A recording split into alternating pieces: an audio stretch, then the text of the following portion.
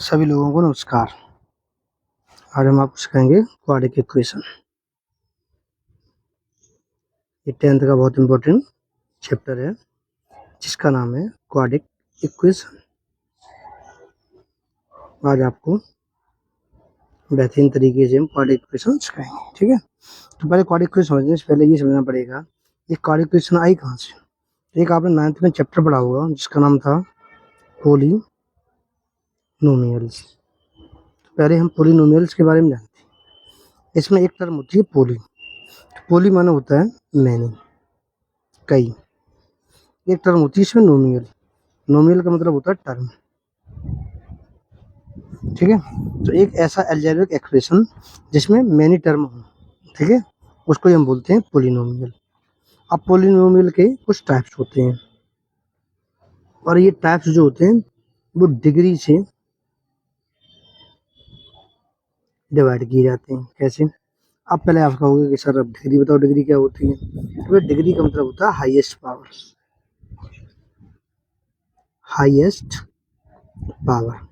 जितनी highest power होगी वही डिग्री कहलाएगी, ठीक है। जैसे किसी की डिग्री 1 है तो ऐसे पॉलिनोमियल को हम बोल देते हैं लीनियर इक्वेशन,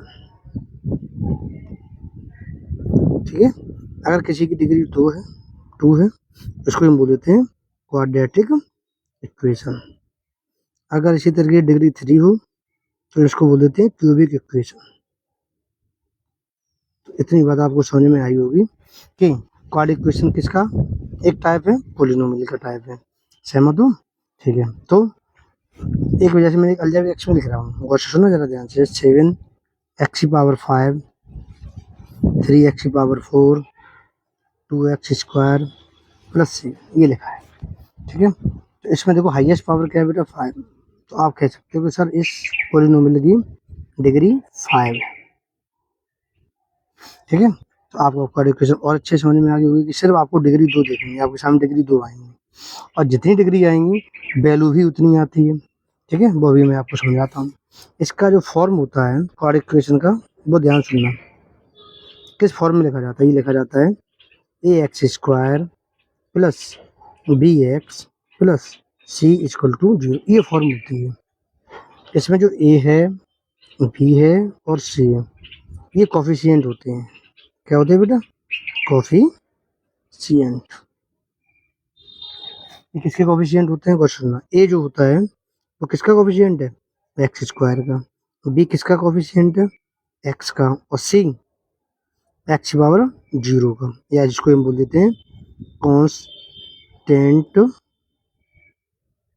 टर्म। सभी लोग इस बात से सहमत होंगे, ठीक है।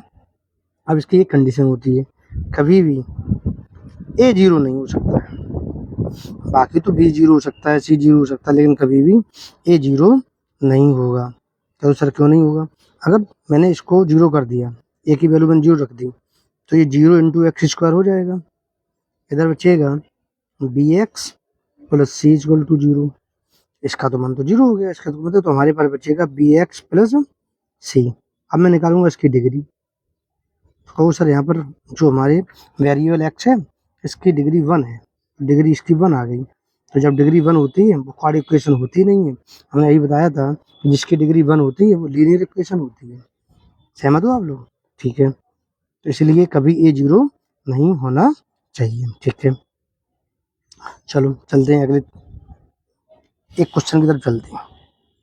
तो आपसे पूछेगा कि एक क्वेश्चन लिख दिया मैंने, x square plus 8x plus 15 equal to 0। पहले ये बताइए कि क्वाड्रेटिक इक्वेशन है? कह दो आप ठीक है सर है, क्योंकि इसकी हाईएस्ट पावर 2 है। तो ये हमारा क्वाड्रेटिक इक्वेशन है। इसको सॉल्व कैसे करेंगे? ठीक है। तो आप सबसे पहले ध्यान देंगे इस वाली चीज़ पे, ये साइन पे आप फोकस करोगे। ये आपको बोला है कि आपको ऐड करना है, और कितने ऐड करना है? 2 नंबर ऐड करने हैं आपको। अब 2 नंबर कौन कौन से? ठीक है, 2 नंबर कौन कौन से ऐड करने हैं? बहुत ध्यान से।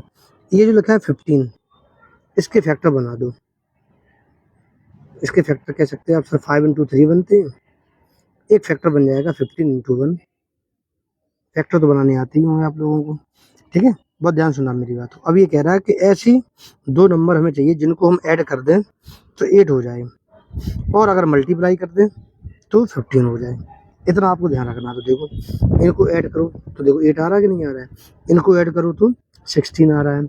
इसका मतलब ये वाला तो इनवैलिड हो गया, ये वैलिड हो गया, इसको ही लेंगे। तो इसका तरीका क्या होता है, बहुत ध्यान सुनना। पहले एक्स स्क्वायर लिख लो। अब सबसे पहले ध्यान रखना ये चीज़, बड़ा नंबर आगे लिखना, छोटा नंबर पीछे लिखना। प्लस 15 लिख देना, इक्वल टू 0 लगा देना। अब आपके सामने बात आती है कि सर इन दो जो नंबर हैं इनके सामने साइन कौन सा आएगा। इस बात को आप विशेष ध्यान समझेंगे। साइन क्या आएगा वो इस पे देखेंगे। यहाँ पर अगर प्लस है, ठीक है, तो आप बताइए प्लस कैसे आता है। तो आप ये कह सकते हो सर प्लस का प्लस मल्टीप्लाई कर दो प्लस आ जाता है, या माइनस का माइनस मल्टीप्लाई कर दो तो प्लस आ। मतलब कहने का तो ये होगा कि प्लस हमेशा अपने साथ सेम साइन लेता है, बिल्कुल सेम साइन। या तो दोनों प्लस के होंगे या दोनों माइनस के होंगे। तो वही है, या तो ये दोनों नंबर प्लस के होंगे या ये दोनों नंबर माइनस के होंगे। अब ये कौन क्लियर करेगा कि ये प्लस के होंगे या माइनस के होंगे। तो ये क्लियर करेगा ये जो इसके आगे साइन लगा हुआ है, यहाँ पर साइन प्लस लगा है, इसका मतलब ये दोनों प्लस के होंगे। क्या तो सर अगर यहाँ पर माइनस होता तो, जैसे ये एक और इक्वेशन लिख दे रहा हूँ, x square minus 8x plus 15, ठीक है, वही सेम तरीका एक्स स्क्वायर, ठीक है, यहाँ पर लगाएंगे 5x और यहाँ 3x, पीछे प्लस 15 इक्वल टू 0। अब यहाँ पर साइन कौन सा है, माइनस।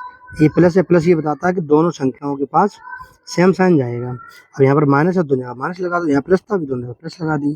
अब आप कह सर यहाँ माइनस आ जाए तो उसके लिए भी बताऊंगा मैं आपको, ठीक है। पहले अभी इसको सोल्व करते हैं। तो पहले हम चेक करेंगे इन दोनों में से कुछ कॉमन मिलेगा। इन दोनों में कॉमन मिलेगा एक्स कॉमन लेने पर अंदर बचेगा x प्लस 5।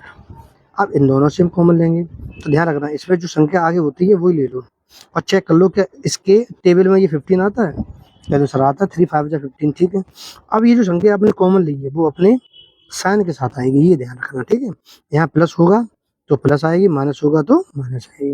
अब यहाँ पर बच्चा x प्लस 3 5 जा होता है तो यहाँ पर 5 बचेगा, क्योंकि 3 यहाँ से कॉमन चला गया। इक्वल टू क्या लिख देंगे, 0।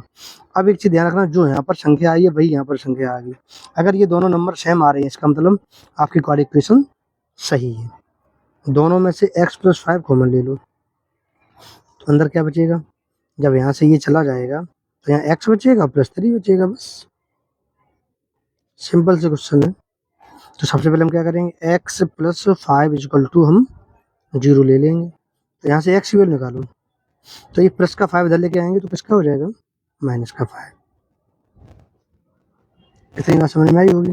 अब हम क्या करें, x प्लस 3 इक्वल टू 0 ले लो, x बराबर यहाँ से क्या हो जाएगा, माइनस का 3 हो जाएगा। उम्मीद है ये बात समझ में आई होगी। अब इसी तरीके यहाँ पर देखो इन दोनों में कॉमन x अंदर बचेगा x माइनस का 5। अब देखना यहाँ पर भी x माइनस का 5 ही बचना चाहिए, तो आप ऐसे x माइनस 5 लिख लो, कॉमन लेने देते नहीं। आपको आगे क्या लेगा, माइनस का 3 लेगा, ये 3 कॉमन ले जाए अपने आप। सीधी बात है, जो यहाँ पर आएगा वही यहाँ पर आएगा। दोनों में से कॉमन क्या मिलेगा, x माइनस का 5, अंदर क्या बचेगा, x माइनस का 3। बस पहले हम इसके बराबर 0 लेंगे, x माइनस 5 इक्वल टू 0। तो आप कह सकते हो सर x इक्वल टू 5 आ जाएगा। तो इसके बाद 0 ले लो, x माइनस 3 इक्वल टू 0 ले लो, तो यहाँ से x बराबर 3 आ जाएगा। उम्मीद करता हूँ आपको ये कॉन्सेप्ट समझ में आया होगा। ये हमारा पहला वीडियो है जिसमें हमने आपके कॉन्सेप्ट क्लियर करे, ठीक है।